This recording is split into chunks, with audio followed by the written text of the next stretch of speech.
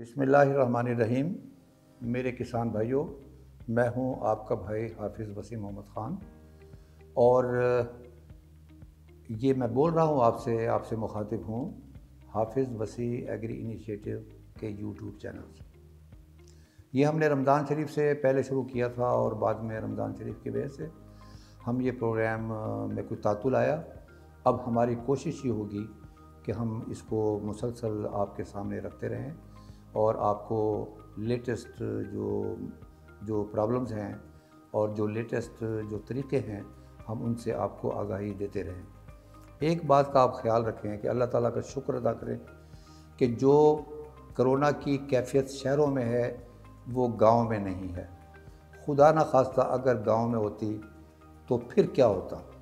तो मेरी गुजारिश ये है कि एहतियात का दामन अपने हाथ से रिहा ना होने दें और ये जो डिस्टेंस है, सोशल डिस्टेंस और ये जो मास्क है ये आप ज़रूर पहनें। आज का प्रोग्राम जो है वो प्रोग्राम है दूध दरिया के बारे में। हमारी मिनिस्ट्री ऑफ फूड सिक्योरिटी ने एक बहुत बड़ा स्टेप लिया है और वो है 40 बिलियन रुपीज़ की इन्वेस्टमेंट का। और वो इन्वेस्टमेंट सिर्फ एक मकसद के लिए है कि जो दूध की किल्लत पाकिस्तान में पैदा हुई है उसको कैसे दूर करें।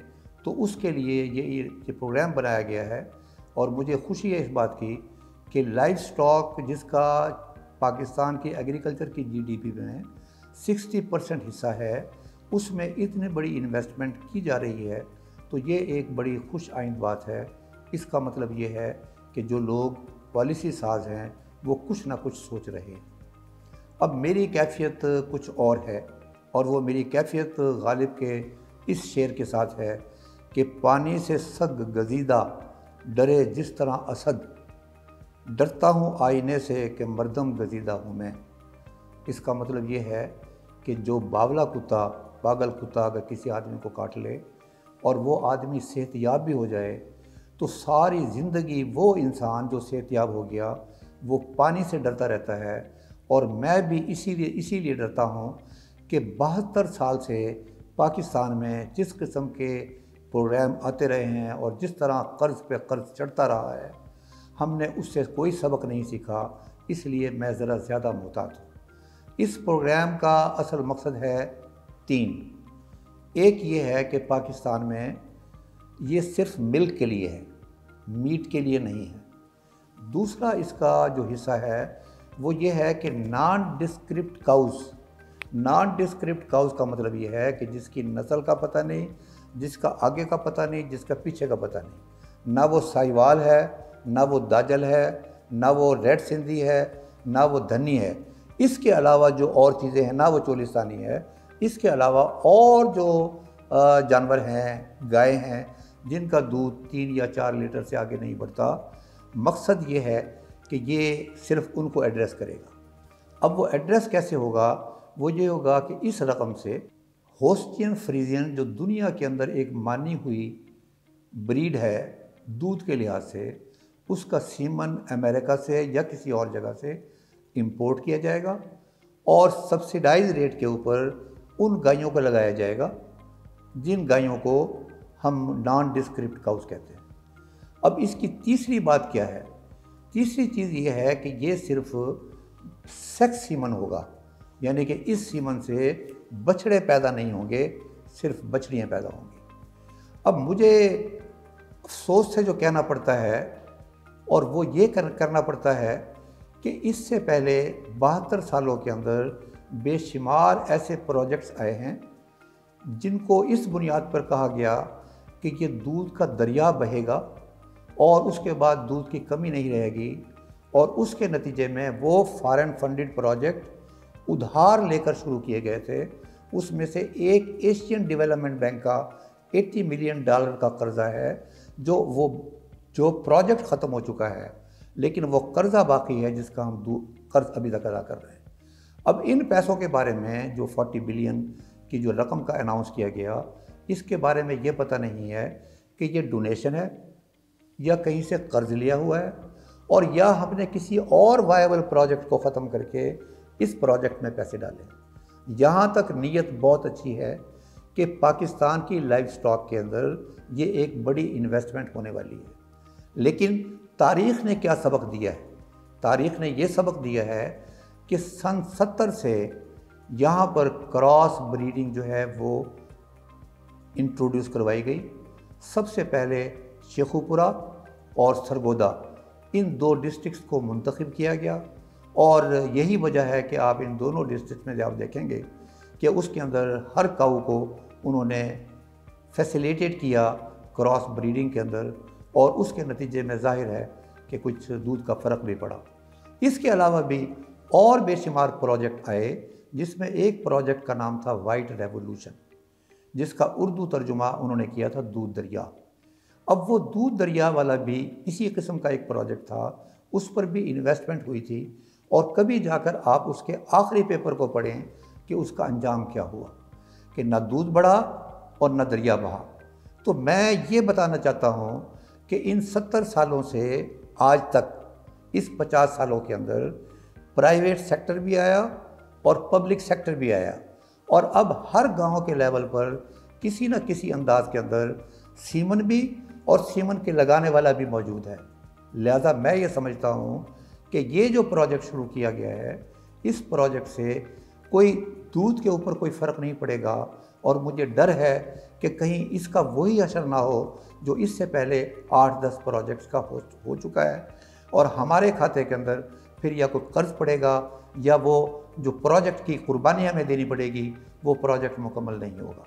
मैं आगे चलने से पहले आपको बताना चाहता हूँ कि ये नॉन डिस्क्रिप्ट काउज में लगेगा, और वजह उसकी ये है कि नॉन डिस्क्रिप्ट काउज वो बहुत थोड़ा दूध देती हैं। अब मैं आपको बता देता हूँ कि हमारे पास 3 प्रोडक्शन सिस्टम हैं।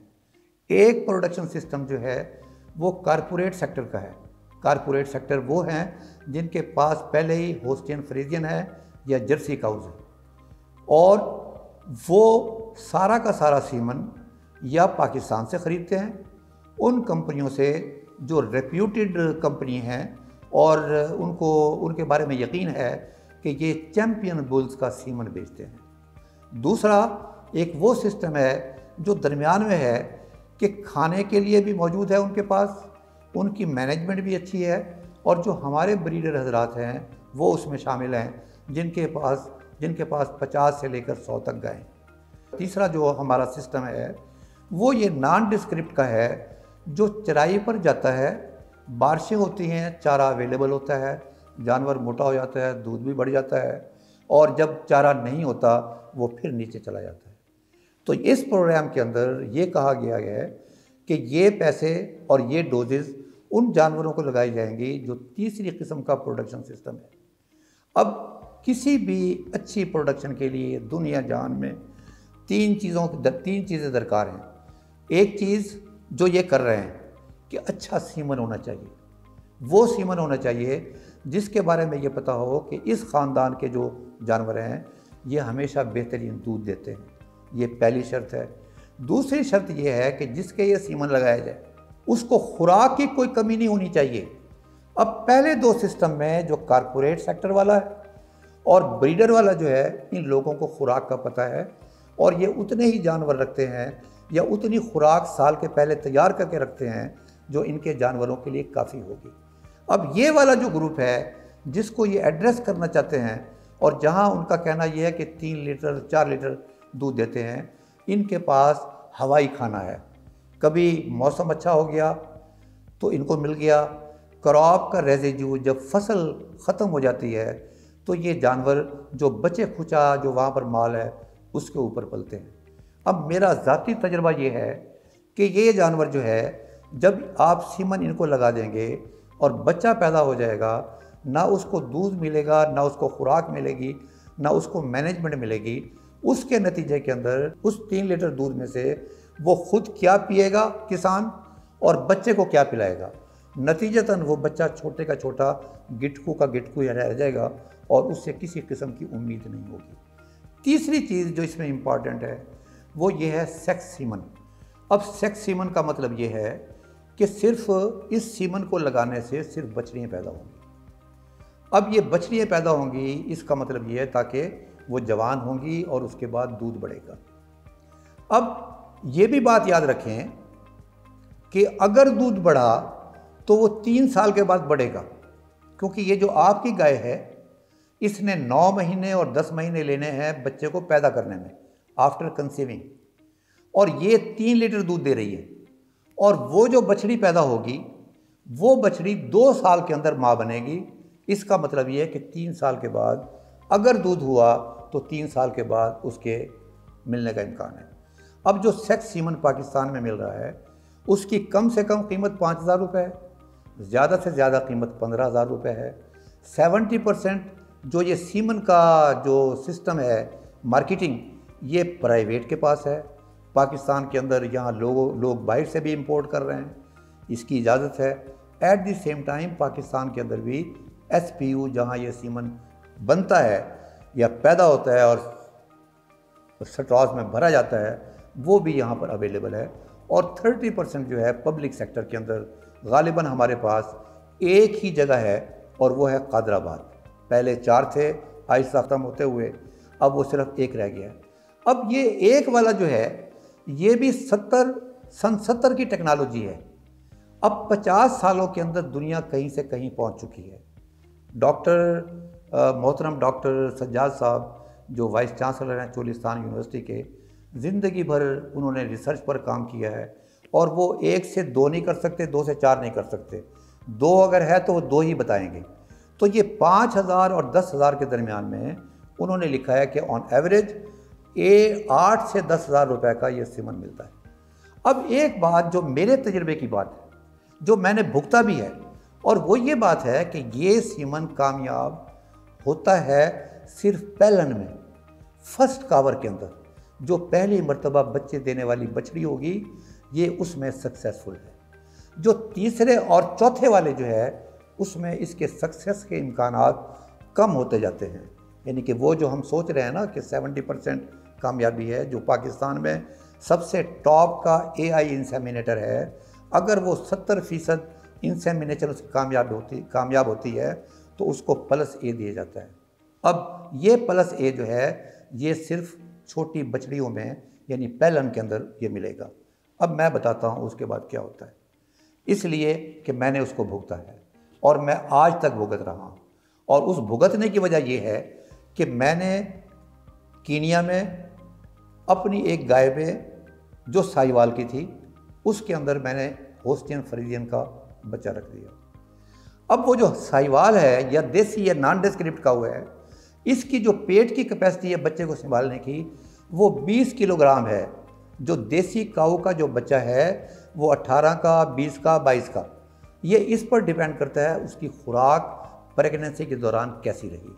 अब ये 22-20 किलो वाला बच्चा अगर मैंने सीमन रख दिया 40 किलोग्राम वाला जो होस्टियन फ्रीजियन है, तो मैं आप सब लोगों से पूछता हूँ कि आप ये देखें कि वो 40 किलोग्राम वाला बच्चा जब वो निकलेगा तो उसमें डिस्ट्रोफिया के चांसेस ज़्यादा हैं कि वो ज़रूर कोई ना कोई इंजरी देकर जाएगा और डिस्कम्फर्ट देगा जानवर को, उस बछड़ी को।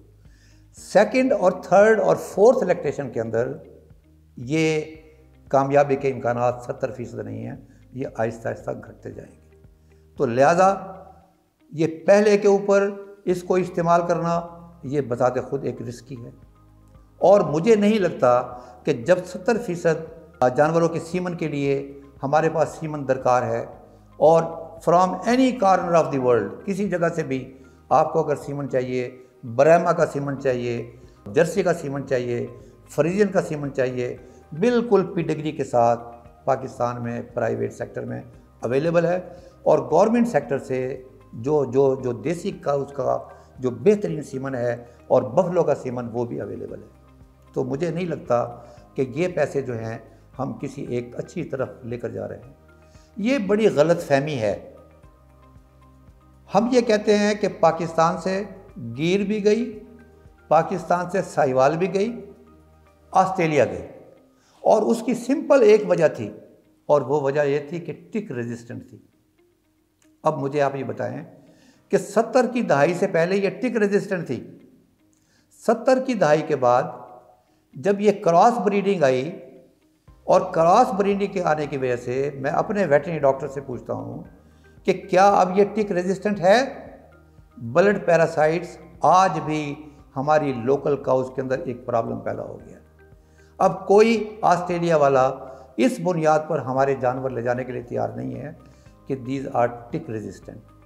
ये फ़र्क हो सकता है कि होस्टियन, फ्रीजियन और जर्सी को टिक फौरी तौर पर अपना असर दिखा दे, लेकिन पाकिस्तान वाली को उसने असर दिखाना है may be after 2 weeks, may be after 3 weeks. तो ये जहाँ हम एक बेनिफिट है कि धड़ाधड़ गायें आ रही हैं, धड़ाधड़ सीमन इंपोर्ट हो रहा है, कोई गांव पाकिस्तान का ऐसा नहीं है जहां आपको एग्जॉटिक काऊ नज़र ना आए या क्रॉस ब्रेड काऊ नज़र ना आए। तो लिहाजा मेरे नज़दीक ये वाला जो प्रोजेक्ट है ये टोटल फेल्योर होगा, और इसको जो नीयत है, नीयत ये है कि पाकिस्तान में दूध की पैदावार बढ़े। ये उन गायों से जो क्रॉप रेजिड्यू पर पलती हैं, जो जब बारिश होती है तो इनको ज़्यादा खुराक मिल जाती है, और जब सर्दी होती है तो बेचारों को छुपाने की जगह भी नहीं मिलती, तो ये उन पर एक अजाब होगा। तो लिहाजा इससे इज्तनाब किया जाए। अब अगर ये नहीं हो सकता, एक तो चीज़ अपनी जगह पर है जो उन्होंने इस बात को एड्रेस किया है कि पाकिस्तान में दूध बढ़ना चाहिए, तो हमें एक चीज़ याद रखनी चाहिए कि हमारी साहिवाल गायें भी बढ़ी हैं, हमारी बफलोज भी बढ़ी हैं, हमारे पास बाहर से काउज भी आई हैं, और हज़ारों के हिसाब से आई हैं। सवाल ये है कि दूध की किल्लत अब भी क्यों है? बेसिक फैक्टर ये है कि पॉपुलेशन प्रेशर, पॉपुलेशन के बढ़ने की वजह से जो हमारे दूध की डिमांड बढ़ रही है, वो जो नॉर्मल प्रोडक्शन है 3% की बजाय वो 7% डिमांड बढ़ रही है। तो ये जो फ़र्क है, डेफिसिट, ये अपनी जगह पर रहेगा। अब इस डेफिसिट को हमने कैसे कंट्रोल करना है, हमने अपने मुल्क की ब्रीड्स को कैसे बचाना है, हमने उतना दूध कैसे लेना है जो बाहर वाली गाय दे सकती हैं, ये मैं इंशाअल्लाह ताला आपको दूध दरिया, इसका मैंने नाम रखा है, इसके पार्ट 2 के अंदर मैं आपसे बयान करूँगा। खुदा हाफ़िज़। वमा अलैना इल्लल बलागुल मुबीन।